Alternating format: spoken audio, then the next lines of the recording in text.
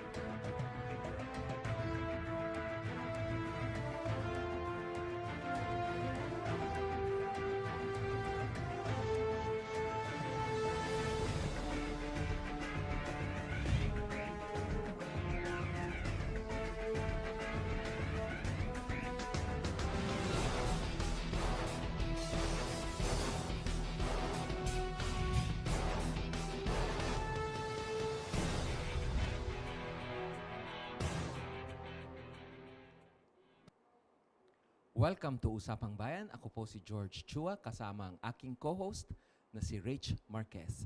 Pag-uusapan po natin ang mga mahahalagang pangyayari at issue na kinahaharap ng ating bayan. Makakasama po natin sa gabing ito ang Director ng DOST STII, Mr. Richard Burgos. Welcome to the show, sir. Magandang hapon sa inyo lahat at sa lahat ng mga taga-subaybay ninyo. Good evening again, Director Rich Burgos. Siguro ho, umpisahan natin ang ating programa. Ano ho ba ang STII? Dahil kasi marami hong nakakaalam kung ano yung STI, yun yung computer school, no? Opo. Pero meron ho tayong STII dito sa ating Department of Science and Technology. So sige nga ho, pakipaliwanag sa ating mga tagapanood. Yung Science and Technology Information Institute, siguro naman ay isa sa mga pinakamaliit na agencies under the Department of Science and Technology. But sa mundo natin ngayon, kung saan kinakailangan talaga ang communication, di ba? Siguro ito rin ang pinaka-heart of DOST. Kaya yung logo na ginagamit namin sa iba naming mga programa ay yung pinakagitna ng logo ng DOST. No? At pag-uusapan natin yan in a while. So yung Science and Technology Information Institute, ang aming pong mandate ay number one, to collect science and technology information materials. And that is why we have a library, a functional science and technology library that researchers can use if they have any subject to research on that is related to science and technology. No? And we also are the publications arm of the department. All right? We produce quarterly updates, or like the S&T Post, all right? We have Balitang Rapidos, which are more popularly written. And pwede rin po siyang isalin sa mga local dialects through our regional offices. We also put out the Philippine Journal of Science. Alam niyo to, Philippine Journal of Science is 110 years old. All right? It is one of the earliest, of the longest running, in fact, journals of science around this part of the world. And we're still producing about 4 quarters issues for every quarter in a year. And we're looking at about 20 articles on average, which are peer-reviewed. Kaya mahalaga po siya. Sa lahat po ng mga science journals natin, nananatili ang Philippine Journal of Science as one of the few who are still included in the Scopus Index. Ito po yung index ng mga citations. Kailangan po yan ng mga scientists natin. Kaya panawagan ko na rin sa lahat ng mga nagre-research dyan tungkol sa science and technology, you can submit your articles for publication in the Philippine Journal of Science. Well, just to remind you, I'd like to ask for a copy of that so I can further educate myself. Yes, sir. We will send you po. On the other hand naman ho, Director Rich, no, maari hong ipaliwanag nyo naman, paano naman kayo napunta dito sa STII natin na ito? Naku, mahaba-habang kwento yan. My career has been like moving from one end of the pendulum to the other. And I think I like it that way, na hindi siya linear. It's been dynamic, it's grown based on strengths that I have acquired along the way. Alam nyo, nag-umpisa ako as a Spanish language teacher. No? So I taught Spanish at the University of Negros Occidental Recoletos in Bacolod City. I had studied in Spain, and when I came back, wow, everybody was studying Spanish. But everybody hated it too, you know? Kasi they didn't see any immediate application. Ano bang magagamitan natin ito? Diba? Hindi sila yayaman dun. But it was just a requirement in order to finish a course and graduate from the university. I started teaching in 83. In 86, there was a change in government. And so I said, oh, I better look for another job. Kasi mas madali yung dalawang preparations ka lang and then you give to 10 classes. Madali yun eh. I was studying in the College of Law. Parang ganon. In 86, I had to change course. Kasi sabi ko, marami namang opportunities dyan, di ba? So I landed a job in government. And in fact, I worked for the Philippine Council for Agriculture and Resources Research and Development in Los Baños. Isa po siyang council under DOST. At doon ako nag-umpisa sa DOST. All right? Eventually, I became the head executive assistant of the Secretary of Science and Technology. At that time, it was Dr. William Padolina. All right? I know Dr. Padolina. Yes. Very respected figure in science and technology, particularly in chemistry, right? So sila po, mag-asawa po sila pareho. Biotech sila. Yes. Mag-asawa po silang both into chemistry, no? Now, after that, I had an opportunity to work for the IT industry. I worked for Sun Microsystems, for one of its resellers here at the time, as marketing manager of Philippine Systems Products Incorporated. Kaya, nagbago po yung mundo ko. Ano ha? Hindi naman ako IT talaga, although I was using the computer already in line with my work. At saka, hindi talaga ako marketing eh. DevCom ang graduate field of study ko. Pero sabi ng boss ko, hindi, tuturuan kita, I will guide you. Naniwala naman ako. Alright?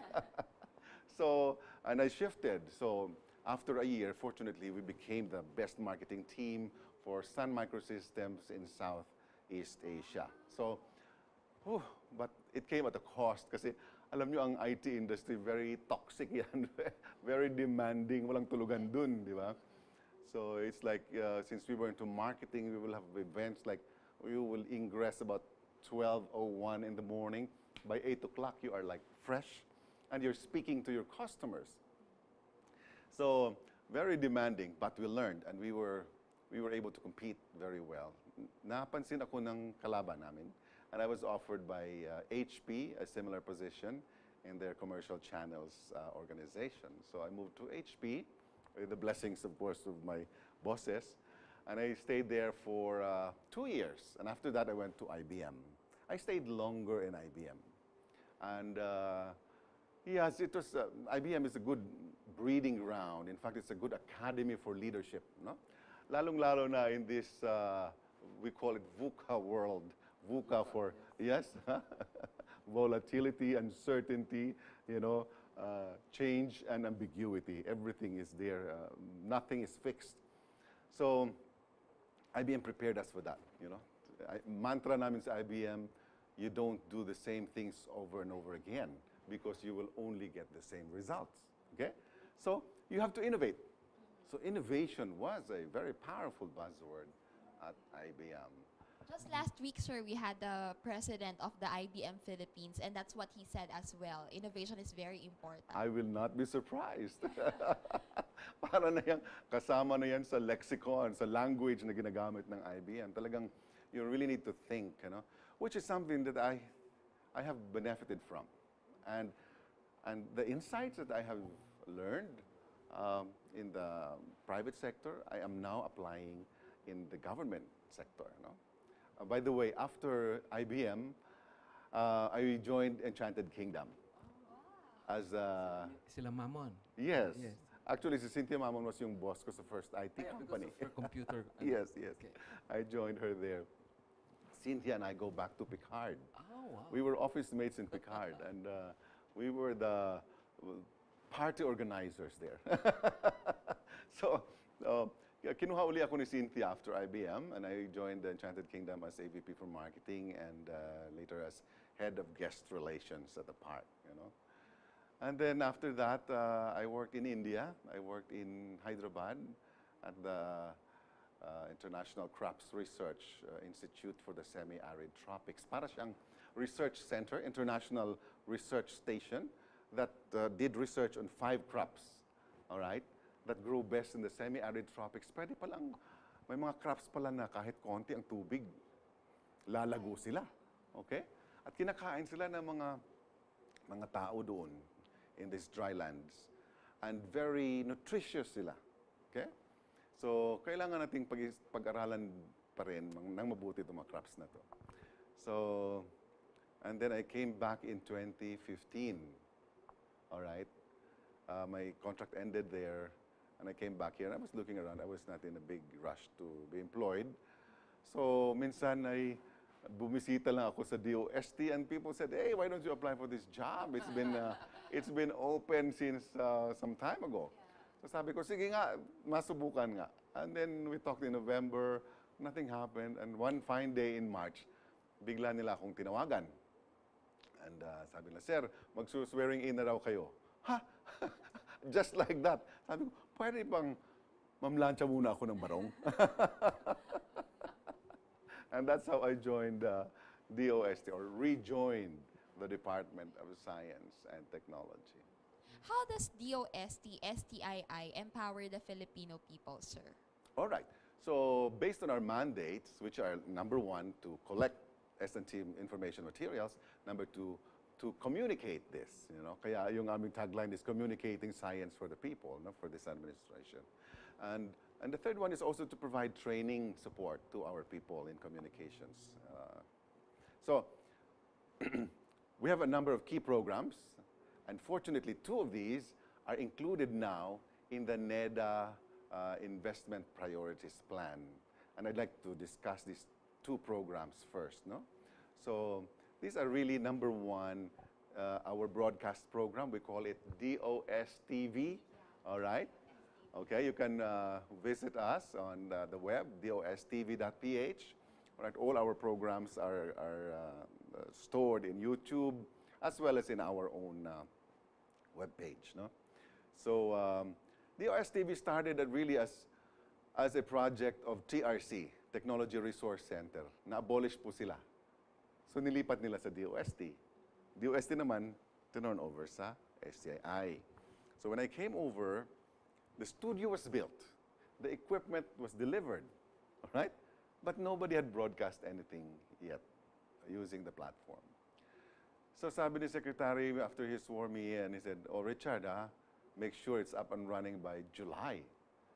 July. This is March, April, May, June, July. So we have some leeway. And then 2 weeks later, he calls me to his office and says, Richard, magbago na palang administration by July, so let's move up the date. Do it on May 30. So gave me 2 months to work on it. Sabi ko, yes, sir. Ano ba masasabi mo? You are new to the job. You have to say yes, you know. So I looked around. 0 broadcast competency in my staff. Nobody had ever experienced doing anything for broadcast. So I asked industry friends, kaya ba namin ito? Some said, very tough. Some said, kaya natin yan. Maybe we can stop there because we need to have a station break. Sa amin pong pagbabalik, makakasama pa rin natin si DOST STII Director Rich Burgos. Please stay tuned. Tama yun. So,